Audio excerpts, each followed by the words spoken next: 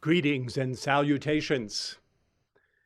Torchbearers, light bearers, ascended master youth of all ages, all of you who are ready to make that trek, that vertical ascent up the steep path to Christhood.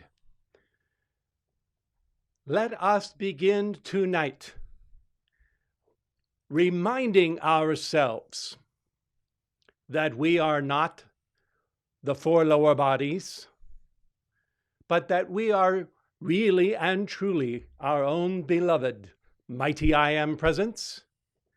And already that presence is alive, well, and profoundly awake on the altar of our hearts as the billowing forth of the glorious threefold flame of life. Yes, you are awake, for you have accepted the truth of your own beloved mighty I Am presence as the identity whom you are. It is downright miraculous that you have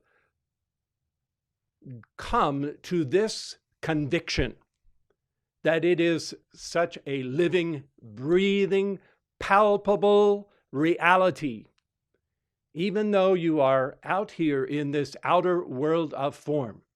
So as we begin this glorious conference, let us begin with that short decree given to us by beloved Lord Gautama many thousands of years ago. I am awake. And as you give that decree, understand that it is your own beloved mighty I Am presence through the pink, blue, and gold plumes of your presence own heart that is speaking that decree through the veils of the four lower bodies. Are you ready? Yes. Okay. I am awake. I am awake. I am awake.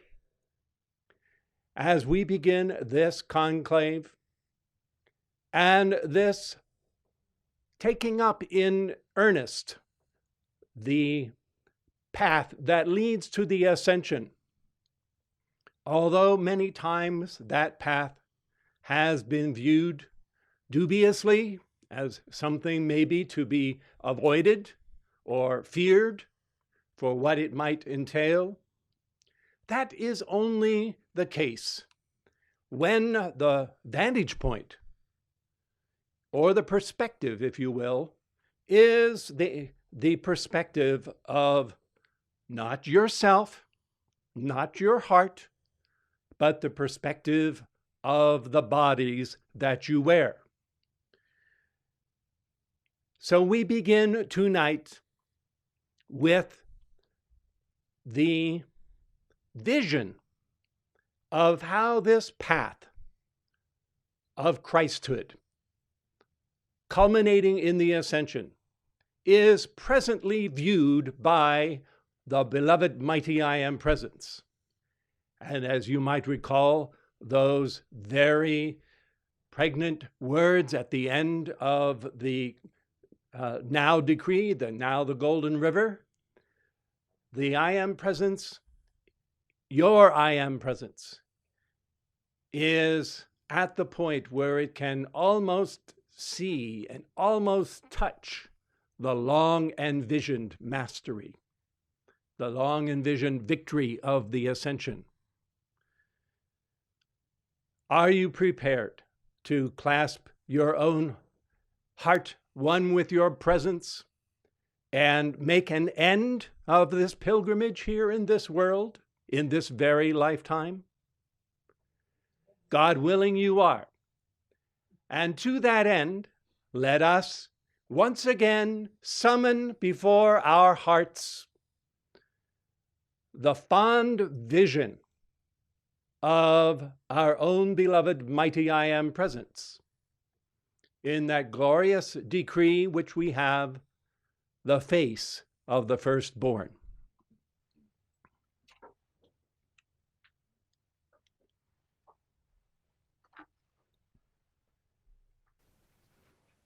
Where is found the magnet of the great light eternal? There shall the eagles be gathered together. O children of the light, thou flames of the morning, ye sons and daughters of the Most High, lift up thine heads, gaze into the bright face of the firstborn. Behold the star-fire sun, the magic presence, I am. Lo, the majestic countenance, lo, the radiant smile of eternal youth and beauty. Fix in mind each noble feature, mark well such regal ease and bearing. Let royal robes and scepter of that divine estate be etched in memory forever. Thus shall ye wield the selfsame rod of power, as befits thy birthright eternal. This day doth thy knight commander raise his sword on high, and signal terminus to the long exile of all thine earthly pilgrimage. Join now our glad procession of firstborn Christed ones. All creation sing the happy anthem of thy Odyssey victorious. 'Tis the glorious festival of the grand return. I am that I am. I am alive forevermore. I am abundant celestial life, everywhere made manifest. I am Alpha and Omega, the first and the last. I am eternal youth and beauty. I am God, the one without a second. I am here and I am there. I am limitless, omnipresent substance, bringing everything into form. I am perfect sight and hearing. I am the active presence of God, the source of all life and intelligence. I am the ascension in the light. I am the bread of life. I am the eternal, transcendent, electronic body of ascended Master Light. I am the good shepherd giving life to all. I am the guardian presence. I am the healing presence. I am the illimitable light of God, everywhere made manifest. I am the kingdom. I am the power. I am the glory of love conquering all. I am the light in the holy mountain of God. I am the light that lights every man and woman who comes into the world. I am the manifest perfection of being. I am the mastery and dominion of God, everywhere in action. I am the miracle working presence, everywhere in action. I am the one almighty presence, everywhere in action. I am the open door which no man can shut. I am the peace commanding presence. I am the perfection of the mind of Christ. I am the presence of the Holy of Holies, the secret place of the Most High, and the heart of the great, great silence. I am the present intelligence, principle, light, power, activity, substance, and omnipotence of divine love, everywhere in action. I am the resurrection and the life. I am the quenchless flame, the eternal dazzling light and scepter of divine authority and dominion. I am the serene, majestic, all-conquering presence. I am the son and daughter of God. I am the voice of truth, proclaiming perfect freedom to all. I am the way. I am the truth. I am the life. All this I am, forevermore. Amen. Thank you. Won't you please be seated?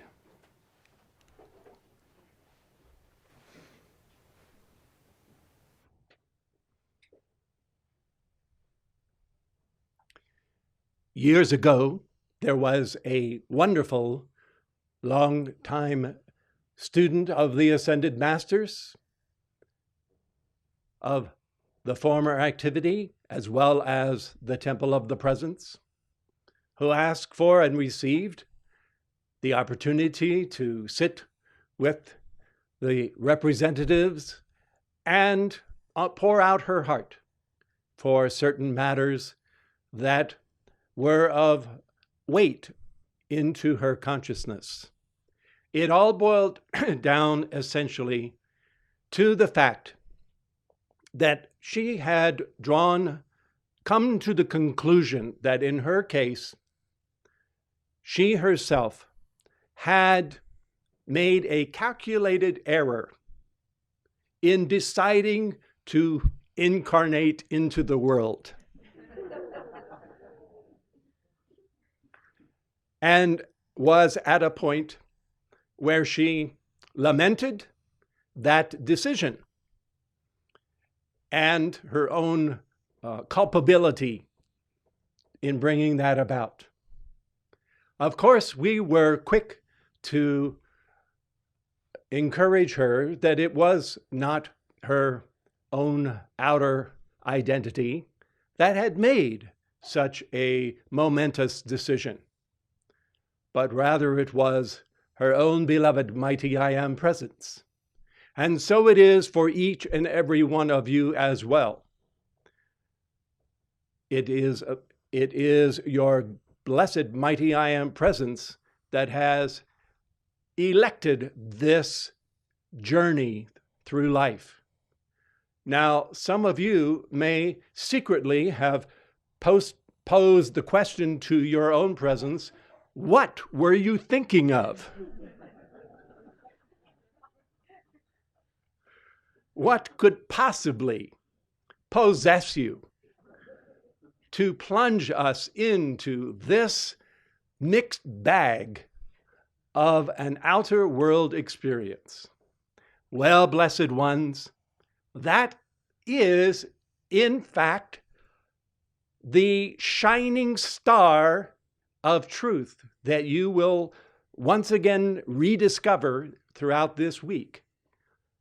What your own mighty I Am presence was thinking of as it decreed the journey into incarnation.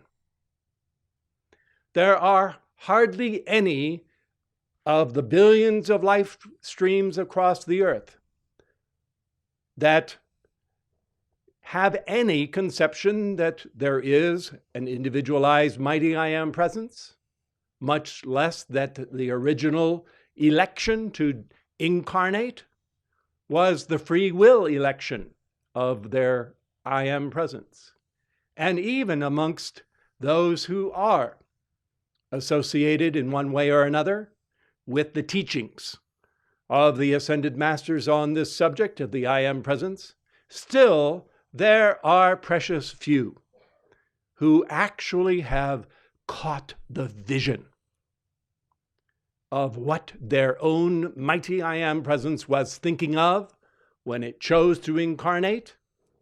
Or another way of putting that, what is the meaning of themselves being in embodiment, and to put it another important way, what is their mighty I Am presence actually engaged in doing through them at this very moment? You see, the steep path of Christhood needs to be evaluated and viewed from the perspective of the mighty I Am presence, rather than the typical way in which it is viewed, which involves so much dubious, arduous nature to the path, etc., etc. So this is what you are going to discover or rediscover here this very night.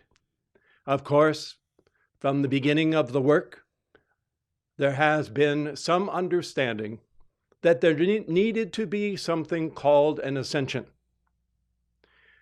Eventually, some of the criteria for that ascension were delineated.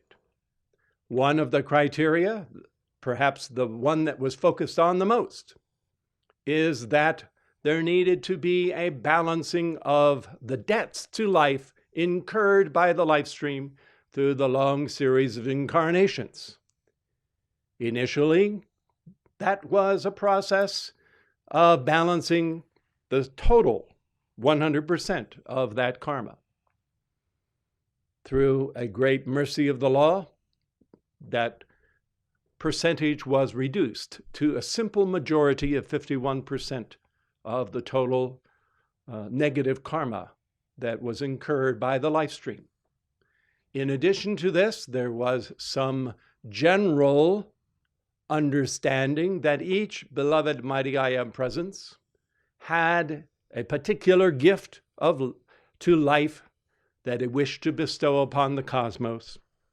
Hence, that was referred to as the fulfillment of that divine plan whereby that gift to life by way of world service would be rendered to the planet and the life streams on the planet. And most often it was left at that. Balance the karma, render your service to life, and engage in the rituals that will lead as quickly as possible to the victory of the ascension.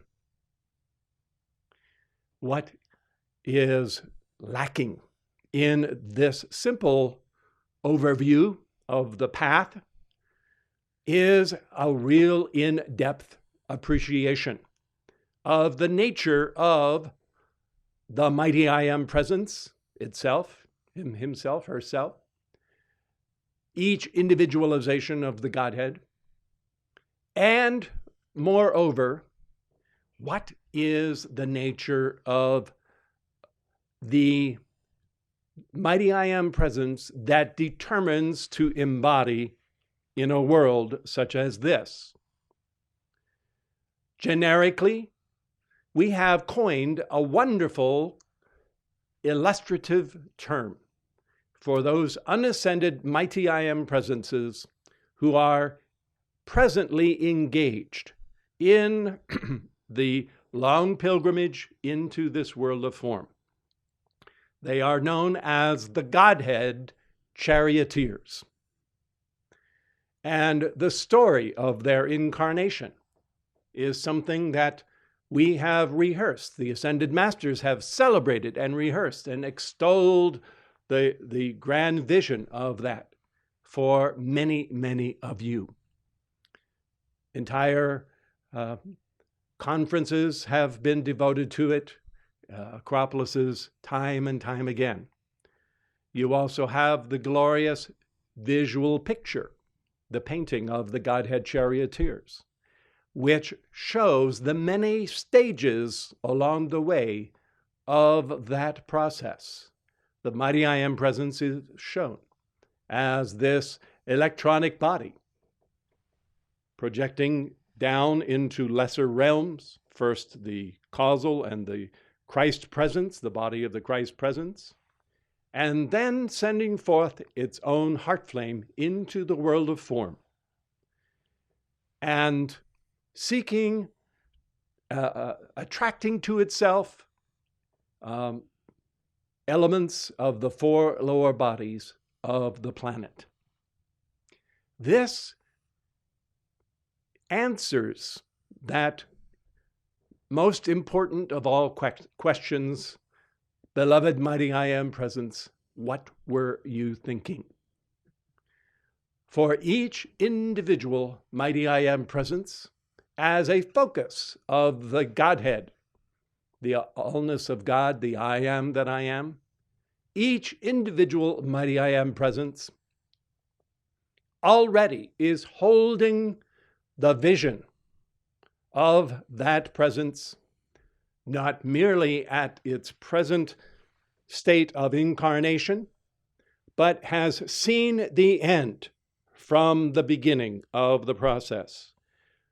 namely the goal of becoming or of being the ascended master, of being that which is the higher initiation than the ascended master, that of a cosmic being, and certainly of initiations even beyond those as well.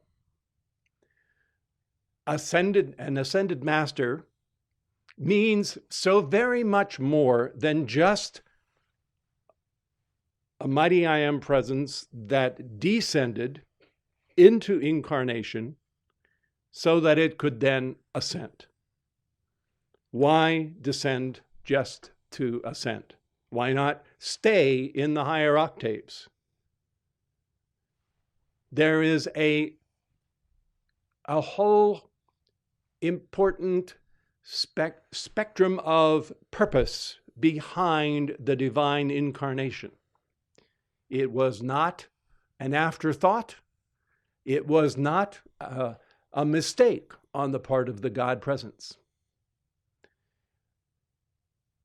We begin our week then on the steep path of Christhood by bringing into very stark focus, brightened contrast, that vision held of every individual mighty I Am presence of its own culminated victory of the ascension.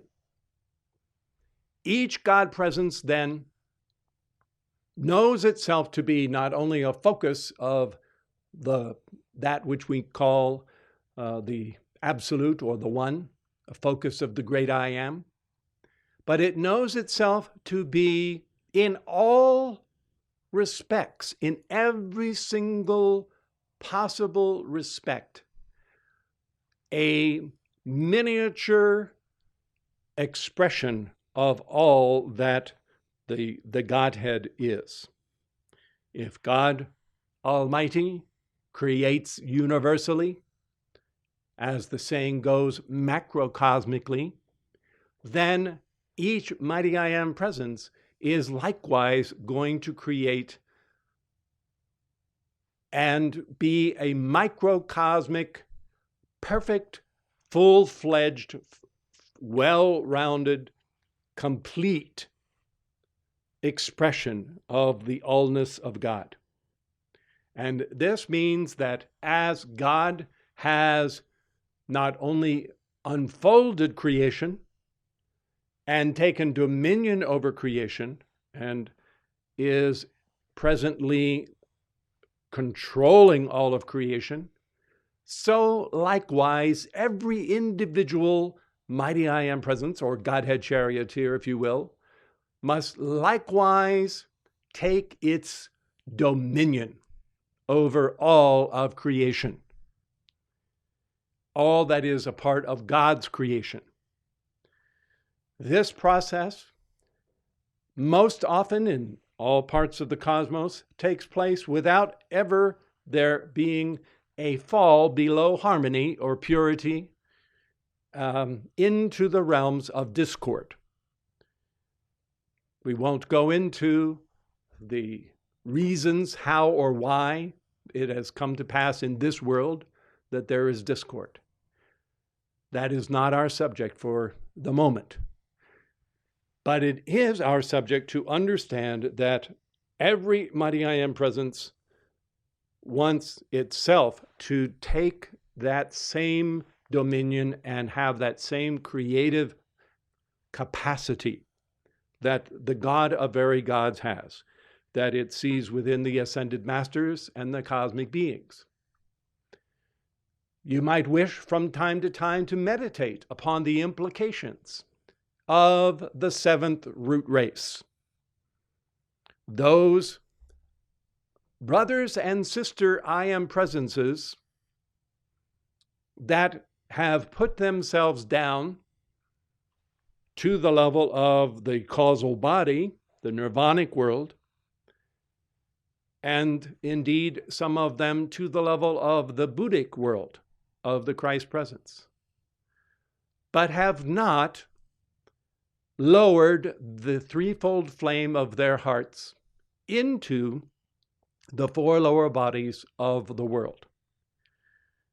These I am presences, these unascended presences, by definition, cannot have created any negative karma because they are operating exclusively in the higher realms where perfection reigns supreme in all ways.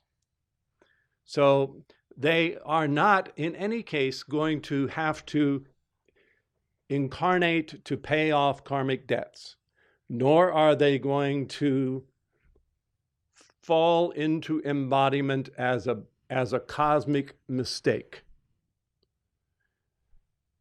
Nevertheless, they are biding their time until that auspicious cycle when there are enough Marys and Josephs and a sufficient golden age culture that is able to receive them, safeguard them, shepherd them through birth, adolescence, adulthood, and give them every opportunity to abide within the folds of God's consciousness, of their own God presence, without having to be drawn into the maelstrom of human experience and the whole karmic cycle of vanity that goes on so much in this world.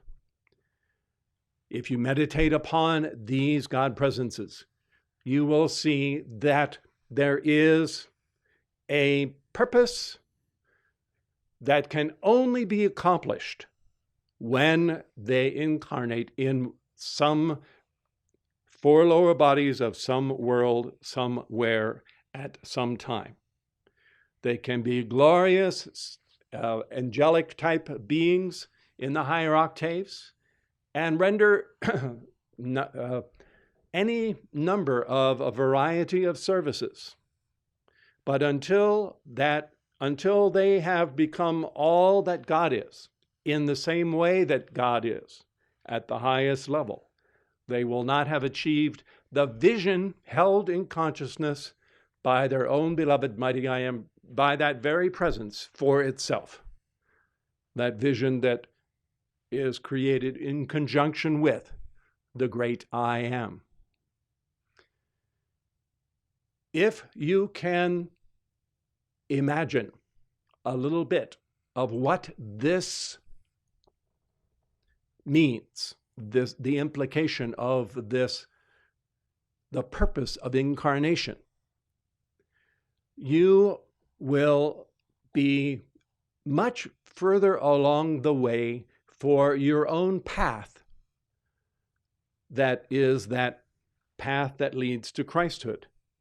Because at this very moment, and in fact, in every moment of your life, your own I Am presence at its level, through the Christ presence, and always through the immortal, victorious threefold flame that is its own heart flame, is constantly engaged in seeking to take dominion over the elements and the realms of creation.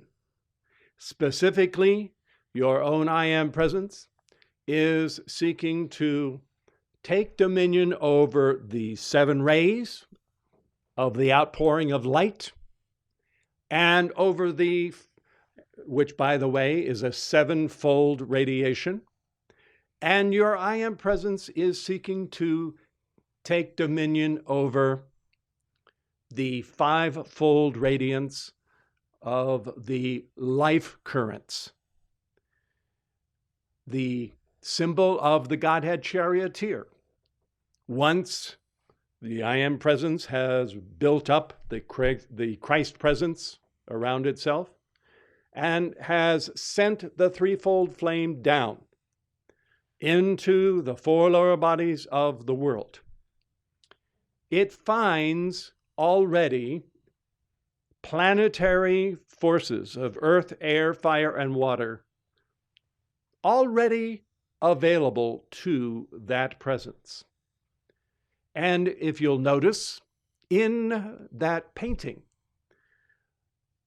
the Christ presence is holding the golden reins that are connected to a threefold flame that pours forth across the brow of each of those four white, rambunctious, one might even say wild, untamed horses, representative of the forces of nature.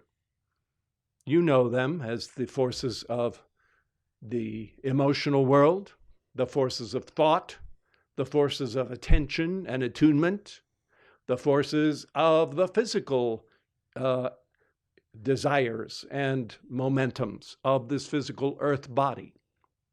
At the present time, there is a tussle going on. The bodies have their own elemental urges. And for them, they have the overlay of the mass consciousness, as well as a certain innate progression to the physical that is native to them. And they want to do what creatures normally do, to be given free rein and to just lurch wherever the impulses of the moment might take them. And at present, your presence through you is seeking to breathe through the flame of power, the flame of wisdom, and the flame of love on the altar of your heart, and seeking to first awaken and then to become so much in control that your heart flame can say to those bodies, peace, be still, express harmony, creativity, love to life, and so forth. This is the process that your own beloved Mighty I Am presence is engaged in at the present time.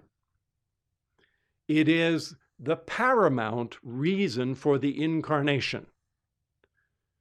If your presence did not wish to master the earth element, or the water element, or the air and the fire and so forth, it would have stayed in the great central sun, or the electronic fire rings around the sun of Helios and Vesta. After all, there's plenty to do. There's plenty of creativity. There's no shame in staying in those realms, and there is freedom at all levels. So we have every reason to understand that it was a free will election to pursue this path of becoming the fullness of the expression of the Godhead, of everything that the Mighty I Am presence is.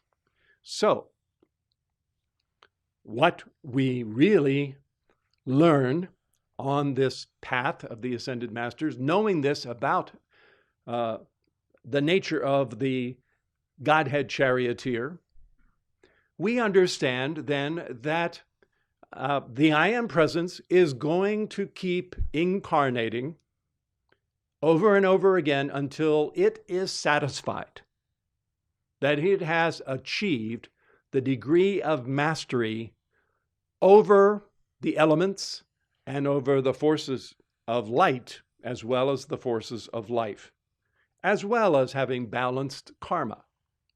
In the East, some of the lesser mysteries that go on in the intermediate realms have been known for many, many thousands of years.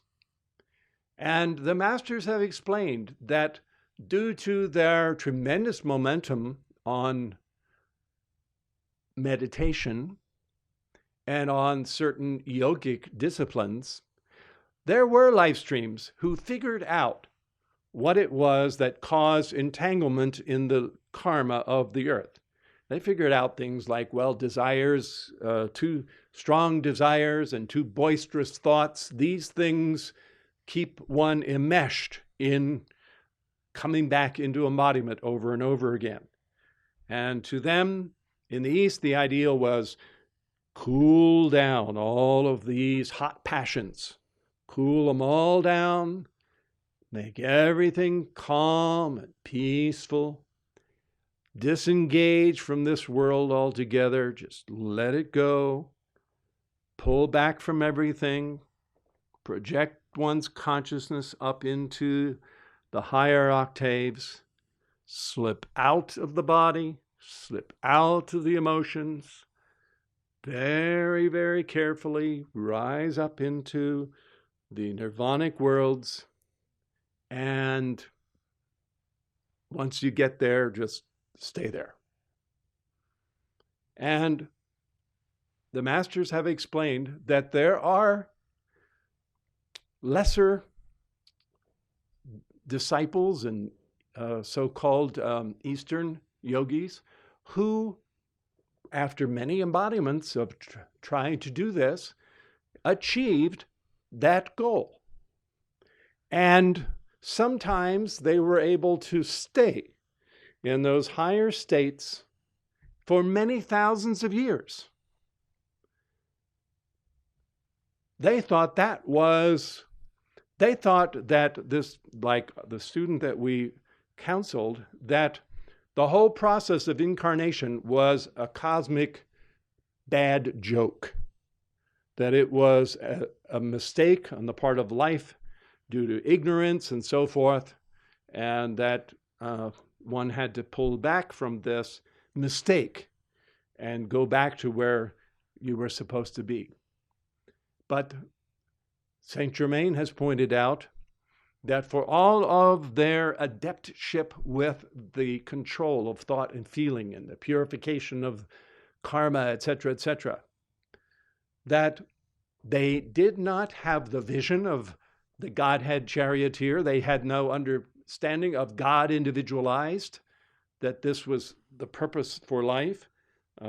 And so there was not the understanding that the light of the mighty I Am presence had to be called down and directed through the worlds, and that rather than escaping from them, rather than disconnecting from the bodies, the divine plan was for the light of resurrection and the light of ascension to be passed through the bodies, and that the light of those rays were going to reach down.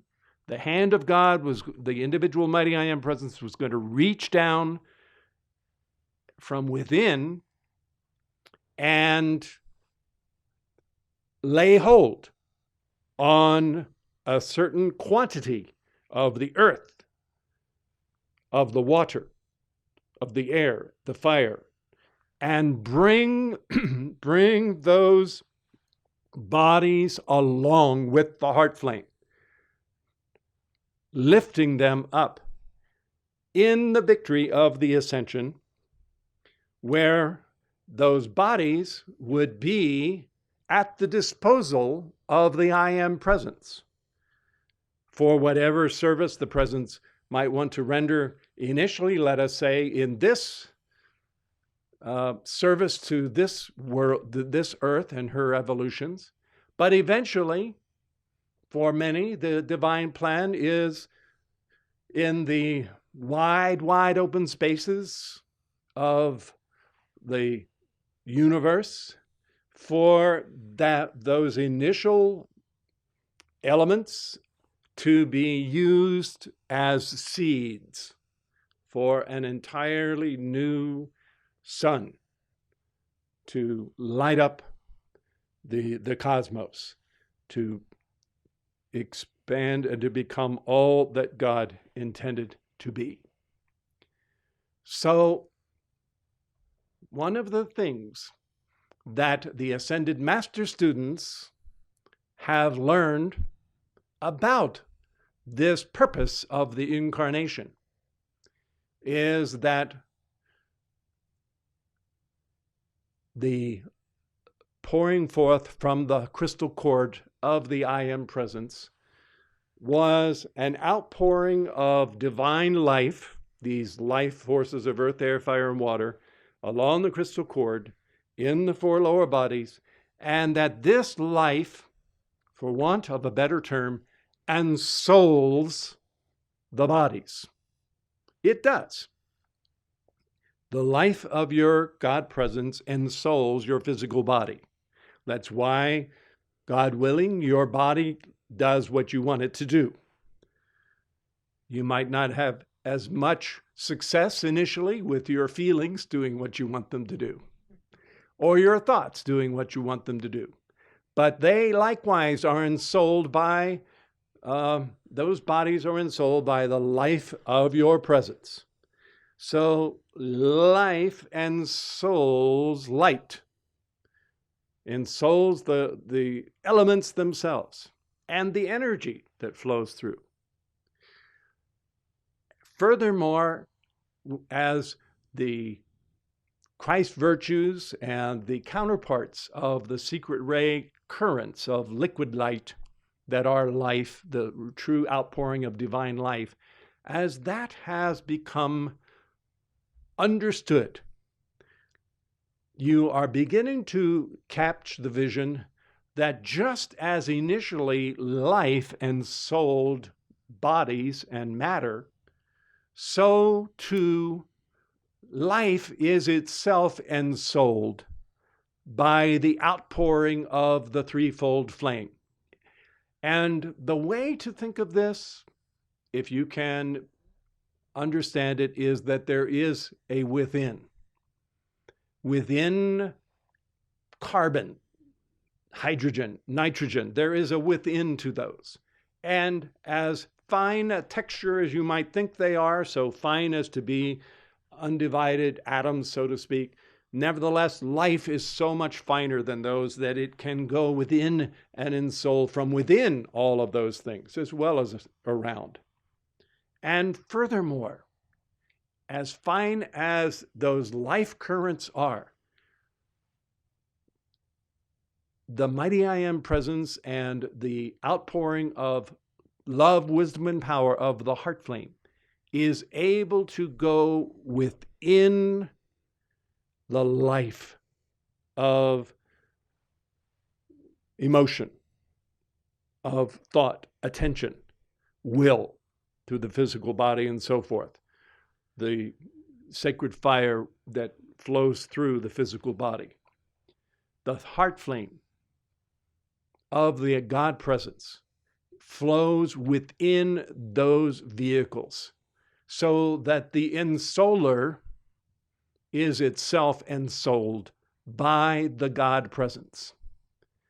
And essentially what you have going on is that the heart of your mighty I Am presence at the outermost extension of your crystal cord is appropriating and laying hold on these elements. And by the way, this comes down all the way to the physical body. Throughout this week, you're going to learn some new things about the role played by the physical body, the critical and the indispensable role that is played by the physical body. Between your etheric double, and there I'm using a term that I trust most of you are familiar with, between the etheric double and the outer physical body, there is a flow of liquid light that is ensouled by the threefold flame. And there is a term for that liquid light.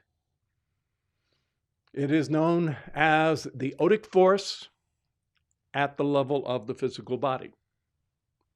And if an ascension is going to take place, that odic force that ensouls at least the etheric double portion of the physical body must be intact for the light of the resurrection and the ascension currents to connect with all of the elements of that etheric double. That, and if the threefold flame releases its hold on that etheric body in the finer subplanes of the earth element, it doesn't matter how much good karma you've created, it doesn't matter if you've got 99% of your karma balanced, and if you've fulfilled your service to life, if the threefold flame has disconnected from that etheric portion of the physical body, you can't raise that physical body. The connection is made by that odic light that flows through the etheric double. There is a great deal more to it than just that. But essentially, if this is to be the culmination of the steep path of Christhood leading to the Christhood that we call the Ascended Master status, then there must be a purification and an acceleration of the physical body, the emotional, the mental, the memory bodies. Those bodies have to be purified. They have to be tremendously accelerated. Even students of the light have almost no conception, because they have no co-measurement, for how run down in frequency the bodies of the human race have become. They are like if you have an old-fashioned alarm clock that winds up, it doesn't have a battery, it doesn't plug into the wall, you wind it up. When it's about to run out of power and it starts slowing down and the ticks and the talks get a little bit slower in between, that is how, for most of mankind, how slow is the breath of the vibration of the physical, the mental, the emotional bodies. And it is the work of the rest of your life to get your bodies ready for first the transfiguration, then the resurrection, and finally the ascension. These are very scientific processes. They are strenuous to the nth degree. They must be pursued deliberately, consciously, and in fact, really and truly, you have to give your all to that cause. That has to be the pearl of great price of your life, is the reunification with your mighty I Am presence through the elevation of the four lower bodies in the initiations of transfiguration, resurrection, and ascension. It can be done. And in fact, it is a joyous thing.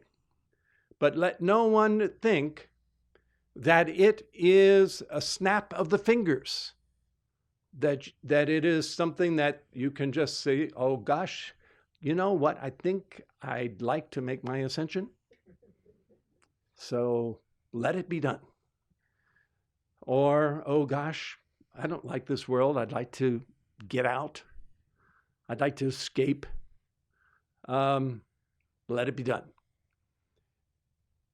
If you set your sights on the goal that your Godhead Charioteer, your presence has of taking dominion over life, taking dominion over the elements, obtaining mastery over creation.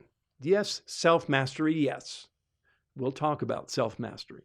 But it's more than that. It is the transformation from countless incarnations as a puny, limited, fearful human being into a deity. And needless to say, that does not happen just haphazardly. but it does require one's all. It is a very momentous process. On the one hand, from the vantage point of your mighty I Am presence, everything your presence does is easy, including sending forth the light of the ascension. So yes, to your mighty I Am presence, the process of elevating the four lower bodies is effortless. There's no strain, there's no struggle, and that will always be true. The challenge is whether or not, and we can also say that for your heart of hearts, your true threefold flame, it is also easy and natural. Sometimes, many times in fact, both the minds, the voices of the outer mind and the voices of the desires will pretend to be the voice of the presence speaking through the heart, when they are not at all the pure divine direction of the individuality of the mighty I Am presence at the level of the electronic body. So if there are challenges to this path, if it is strenuous and arduous, as admittedly it is many times, as a vertical ascent, they occur here in this outer world of form. And that is nothing to be feared, because as the Master has pointed out, all the Ascended Masters wish to do is to free you of your self-imposed chains and to vest you with the glorious victory of the ascension in the light.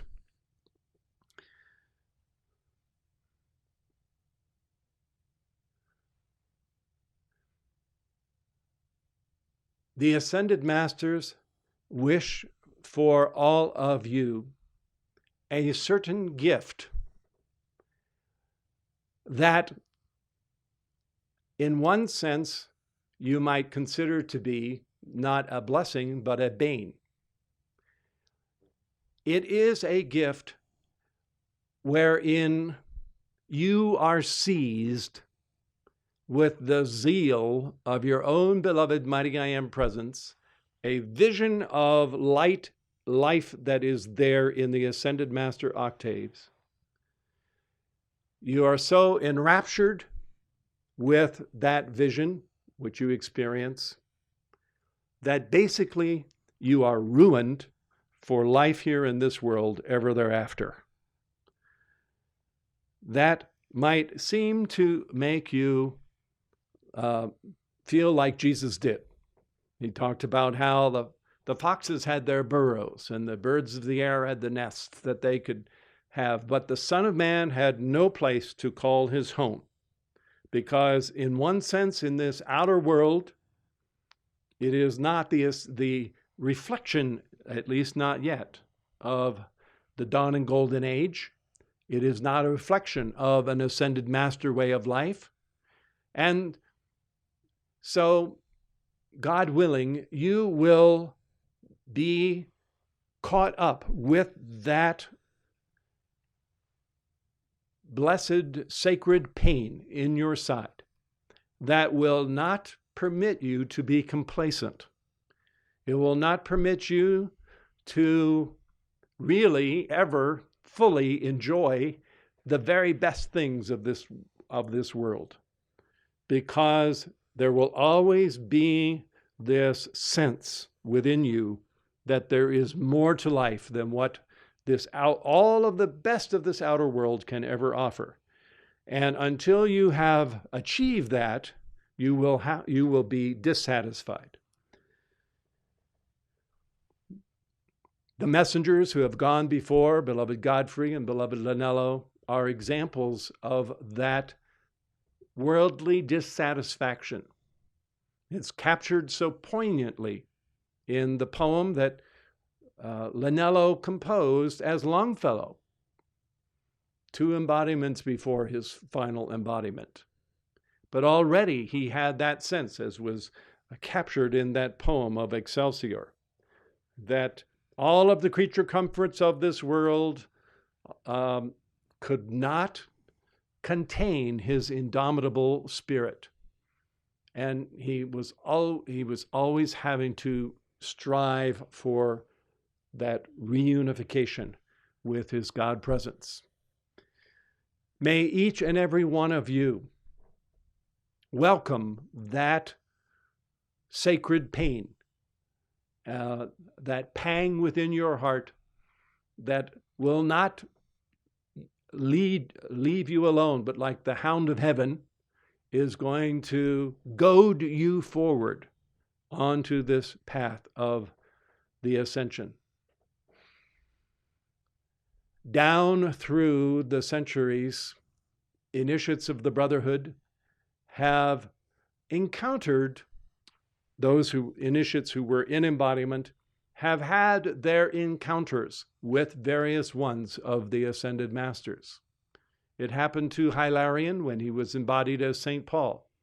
You might recall when, as Saul, he was engaged in the persecution of the early Christians, but then Jesus appeared to him, and Saul saw what was the meaning of life. He saw in the ascended master presence of beloved Jesus, he knew what it meant to be God individualized. And ever thereafter, his life was set on a course where he would have to pursue that achievement of that as closely as he could, as he understood it, as he was given to understand it in that embodiment. You might recall the example of beloved Kuthumi when he was a young gallant at the time of Francis of Assisi. Initially, he was well clothed and coiffured. He was a paladin. He was the head. He had his own clique, his own group of young dandies who gathered around him, and on a lark, they went off to war one time, just for the fun of it. But as he was riding horseback, again, Jesus appeared before him, and in that instant, Kuthumi saw what it meant to be a God-realized Son of God. And he was smitten with that vision. And it ruined him for all of the fine clothes that he had, for all of the adventures of a worldly nature. And he was seized with this drive within him from his heart that pushed out and would not be denied, that had to do everything, whatever was the will of that presence of God, for him to take on that imitation of Christ, to be that figure of the Christ. I'll cite for you in a few moments one more example of this. But this, God willing, is what you will receive and have received already from the ascended masters. You have time and time again been lifted into that spirit of the high adventure of the quest for the ascension. All of the examples of magnificence set for you by various ones of the ascended beings. We are now engaged in, once again, heightening the vision of what that means for us, each one, what it is that each Godhead Charioteer desires to achieve through your life. You sit here in this room, but really and truly, it is the mighty I Am presence that is incarnate where you are. That is the reality. And that presence is in embodiment this time as it has been numberless times before. It has come back to try again to obtain that certain mastery that it wishes to achieve. Yes, it wants to serve mankind. Yes, it needs to balance its karma. But before there was karma, and before there were the fall of man, still there were Godhead Charioteers who were engaged in this high adventure of incarnation to take dominion over the world. As you are able to shift your perspective from the fact that you are the part of yourself that's down here that has to endure all the pain and suffering and all the rigors of the path for the sake of an arbitrary God that with his arbitrary laws that you have to comply with if you want to gain your victory. Instead of thinking that, you should have the sense that really and truly it is your God presence that is at work. Then you will realize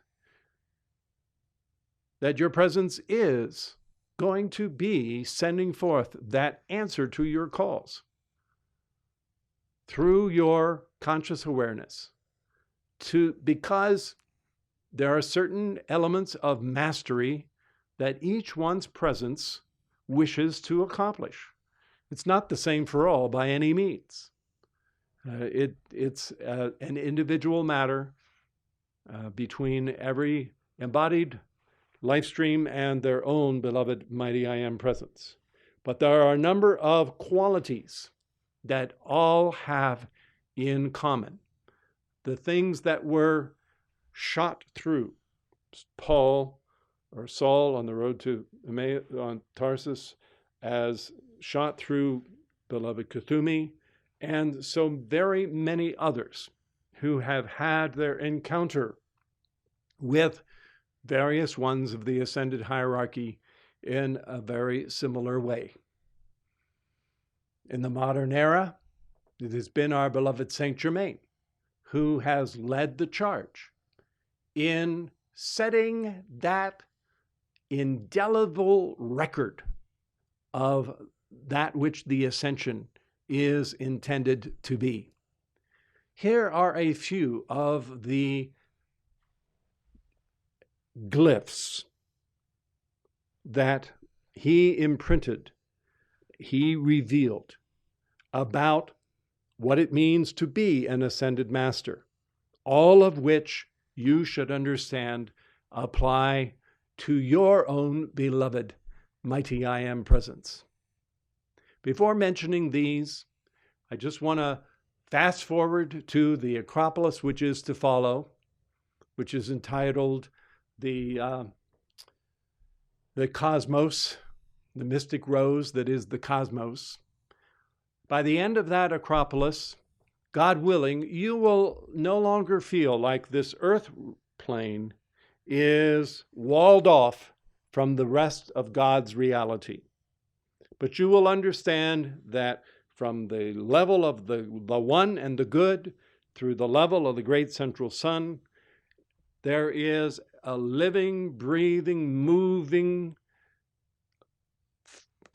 river of life and light and love that is all interconnected, that is all organically whole, organically living, organically integrated with the directing intelligence of the heart of the great central sun, and that those inner levels are actually pressing through to this outermost realm, this outermost plane, sans or minus the mass consciousness of ignorance and disbelief.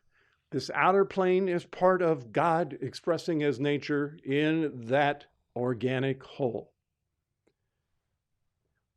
As that becomes more and more real to you, the ability of your God presence to achieve the goal of the ascension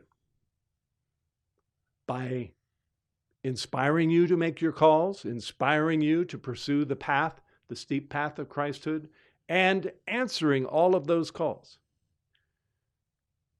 There will dawn within your consciousness that, in fact, it is your presence that wants to obtain this mastery.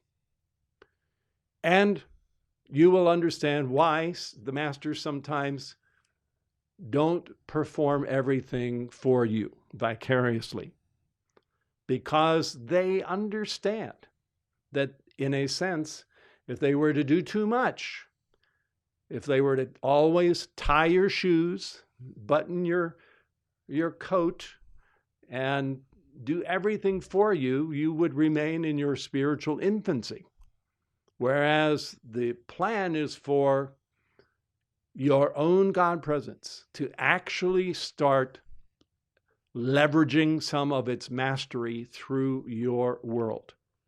It turns out that there are a lot of things that human beings don't think are of any consequence that actually cripple the ability of the God presence to work its magic through the outer self, to work the principles of cosmic law.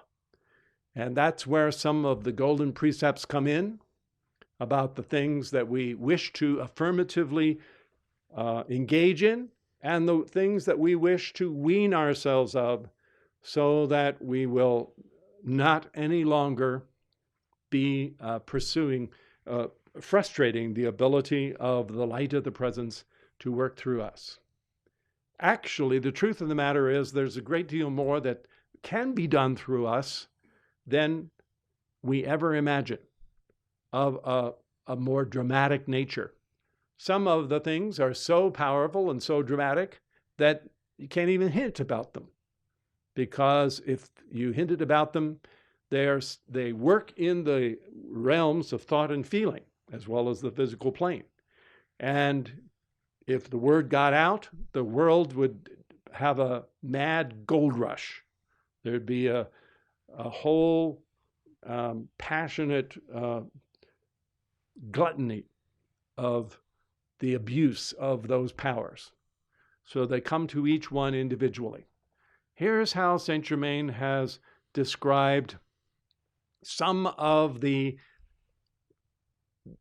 principles and the elements that your mighty I Am presence was thinking of when it decided to incarnate, and which, by the way, it's still thinking of, and it's holding the vision of yourself as ascended.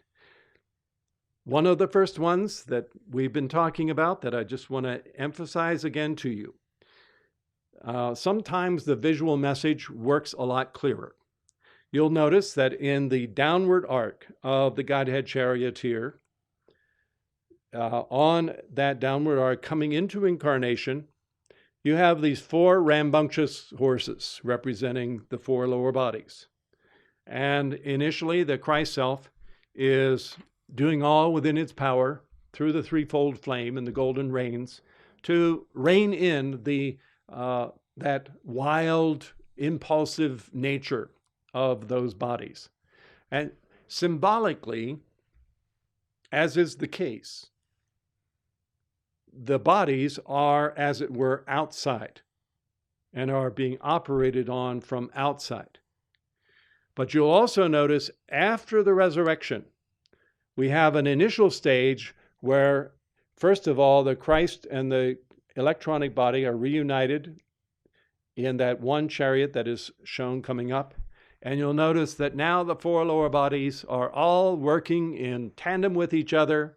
They're in perfect training. They're operating exactly as they were intended to do. And the golden Buddhic web, symbolized by that whip, is cracking the whip, and they're doing exactly what they want to do. Wouldn't you like to have that kind of control? To just decide what feelings you're going to feel, and just that fast you'd feel them. Decide what feelings you don't want to feel. Wouldn't you like to be able to say to your mind, quit revolving those ideas, stop thinking those thoughts. Well, that's the state that is shown there. That's the stage of the resurrection. And in a sense, you have the presence and the four lower bodies cooperating with each other, but they actually, at the point of the resurrection, the presence and the four lower bodies are one. So that would be more the case of the transfiguration at that stage. But then you go on to this next picture, the next glyph up, where you see the one figure standing where the nexus of a fan-shaped Maltese cross pattern is centered over the heart. And that is a very telling image, because those forces that were exterior are now interior. They are within the higher self. They have been mastered, and in the ascension, the presence has sent down the ray, and it has drawn up earth, drawn up feeling, drawn up mind, drawn up all of the memory, even drawn up what the subplanes of Akasha. It's drawn it all up into the ascended master body. And therefore, the God presence, as quickly as the presence thinks a thought, if it needs the desire element of the water body, it is instantaneously in action. If it needs the earth element, or whatever the case might be, they are no longer external, but they are reabsorbed and organically one with the presence. And this reunification, this dominion, then starts that newly ascended one on that long, ongoing, eternal pathway of service in whatever way that presence might choose, including giving birth to a system of worlds between the God flame and the twin flame of that one, creating a world such as Helios and Vesta or Krishna and Supi. All of it can happen because all of the ingredients have been mastered by the newly ascended one, the ascended master. Rather than take you too far afield into a long, long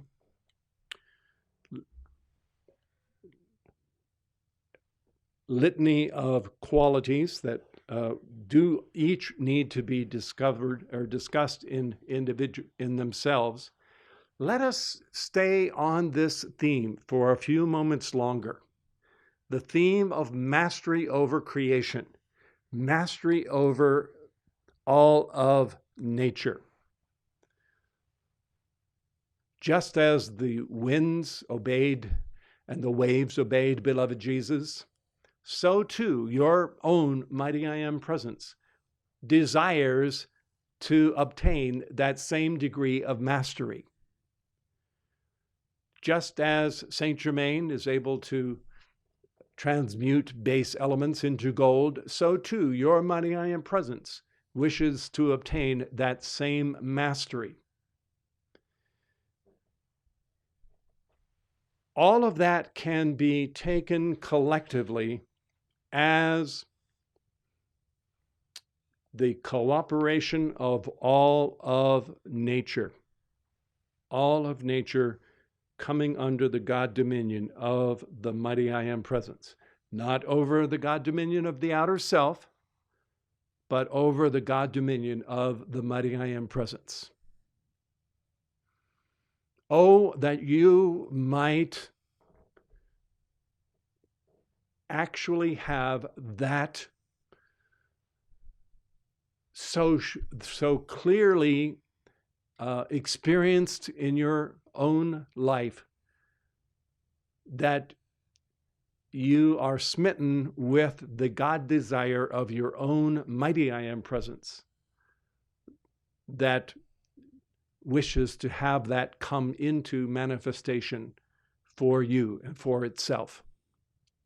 I cited a few examples of how Hilarion and Kuthumi were elevated in inspiration to the level of the God presence, and how it set them on a course ever thereafter. I wanted to share with you one other such example.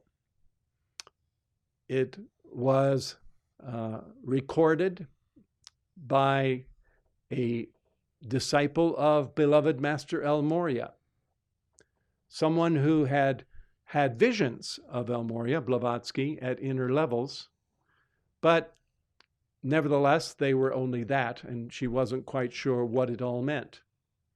But she actually had a little sketchbook and a diary that she kept of her many journeys around the world, and recorded the very day when she first met El Morya in his visible, tangible body. That day being August the 12th, 1851. He came to her not veiling his light, but in the full mantle of his mastery.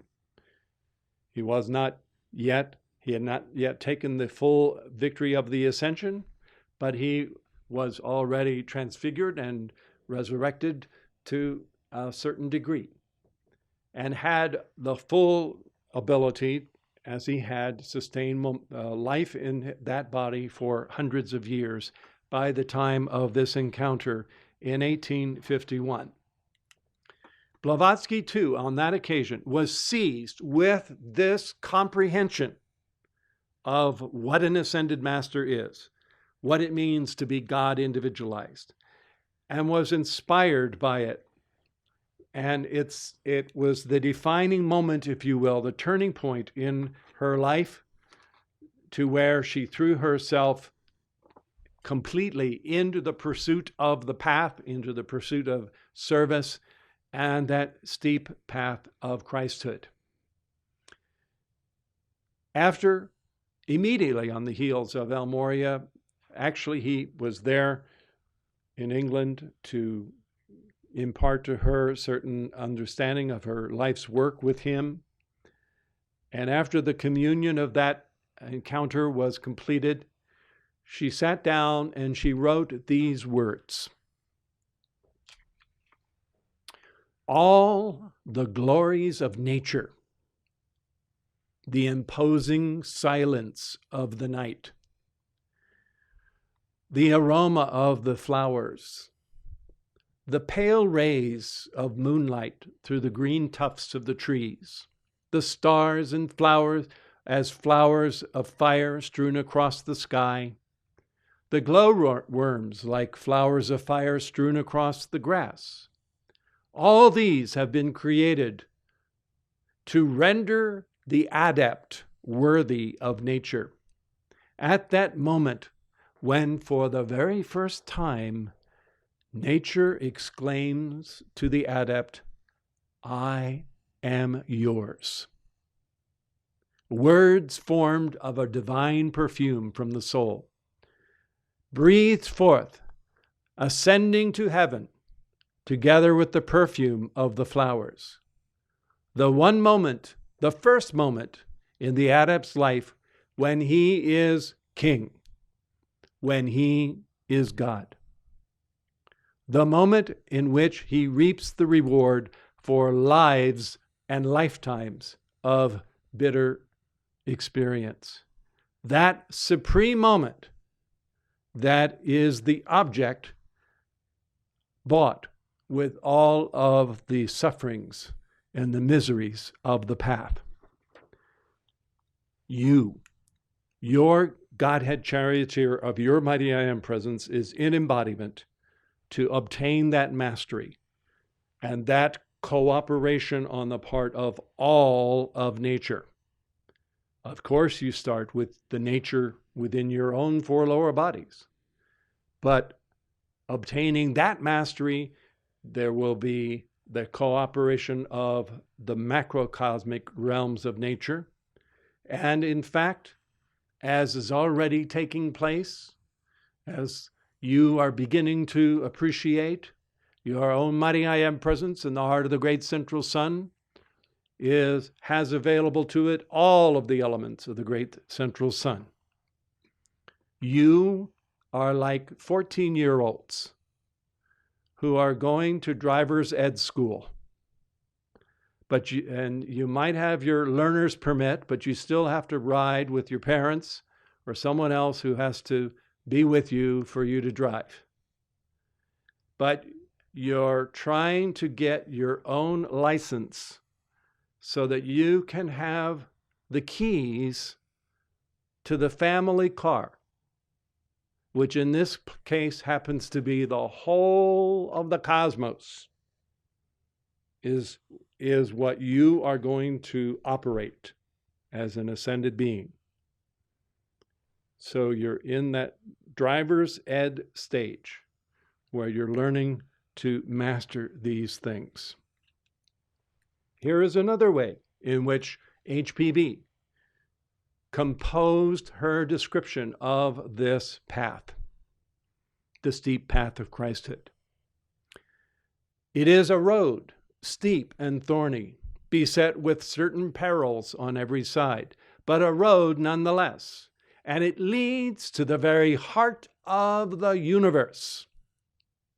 I can tell you how to find those who will show you the secret gateway that opens inwardly only and closes fast behind you as the neophyte forevermore.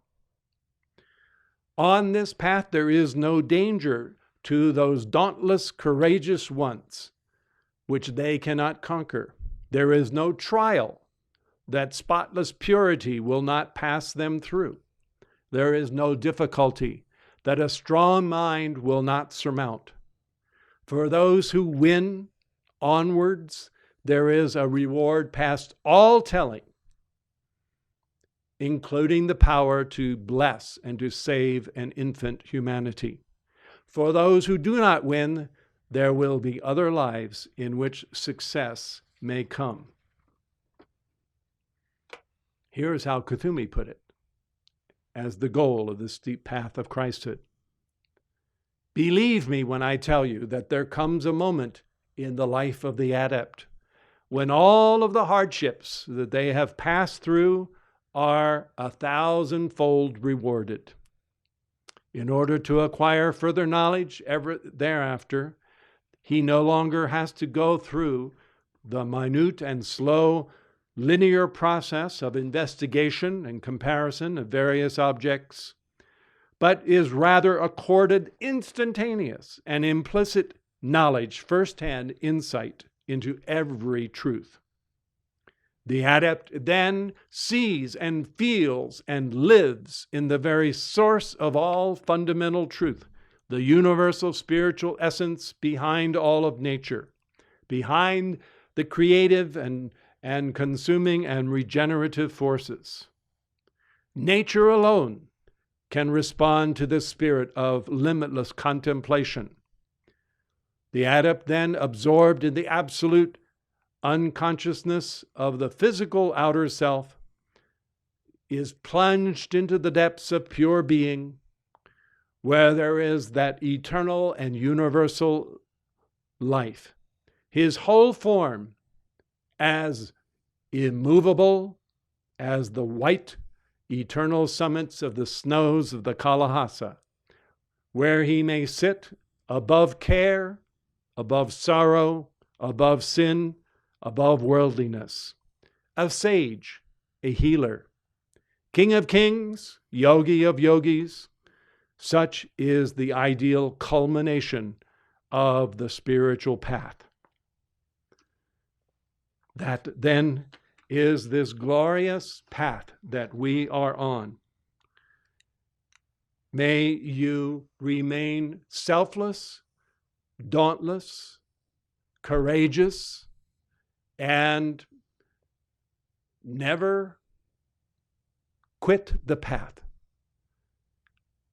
For so long as you pursue, it does not matter mistakes along the way. It matters whether you pick yourself up and continue to pursue that path. Helping hands and hearts reach out to you from every angle. Most of all, your own beloved mighty I Am presence. For when you win, of course, that presence wins its victory. Thank you.